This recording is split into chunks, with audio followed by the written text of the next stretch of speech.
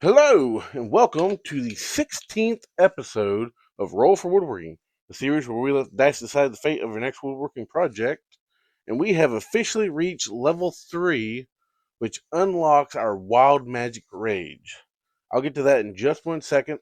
First of all, I have to shout out the YouTube channel because we recently uploaded all the Just the Turning videos over on YouTube, and the Spalted Ash Mushroom, I believe, just hit over 1,000 views.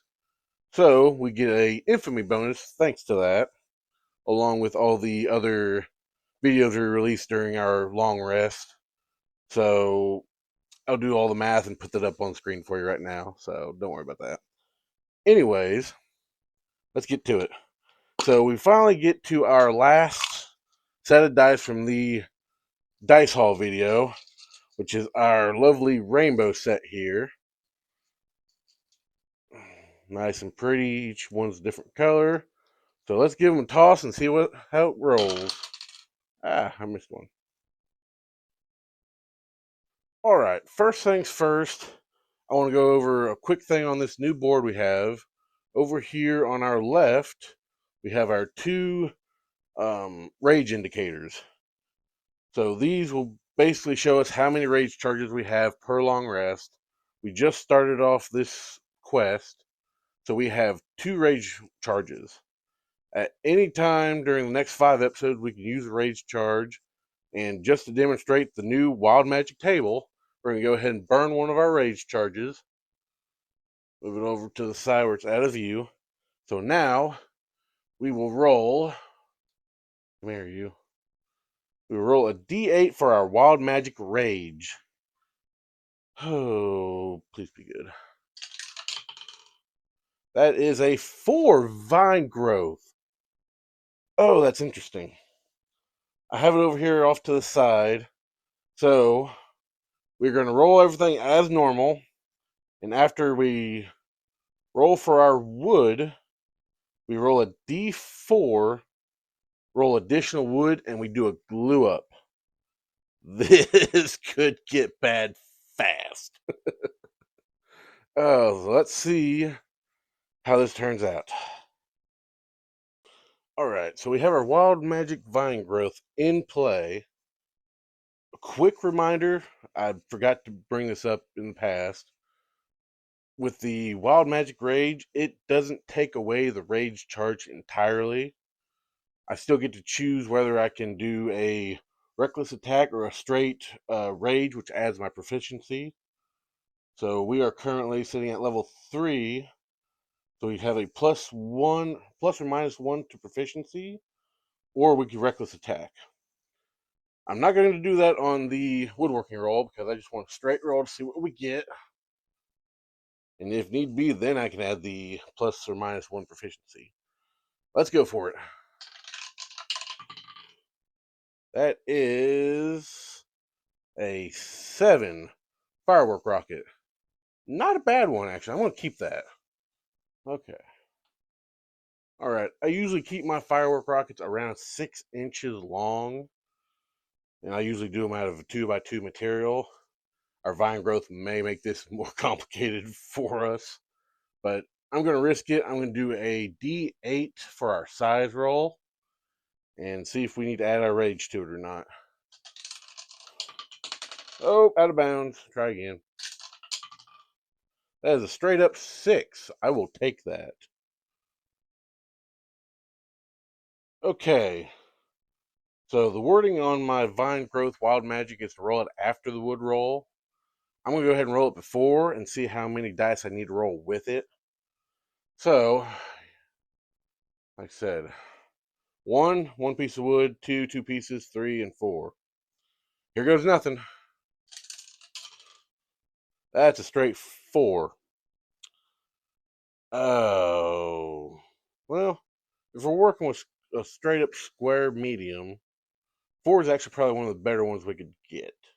4 or 2. So let's just stick with 4 and not use the reckless attack or the rage. We'll save that for the finish. All right, so we're rolling 4 pieces of wood. So we're getting our D20. along with some help from our Fallout, Black Knight, and Star Cluster sets. The 4 pieces of wood, I will make one caveat. This cedar resin block is off the table, so in the event we roll a 19, we will use our rage for it. Oh, here we go. 4 dice, 4 woods. Let's go. Okay, let's go through these. So, looks like we have... Be easier to go on the list here.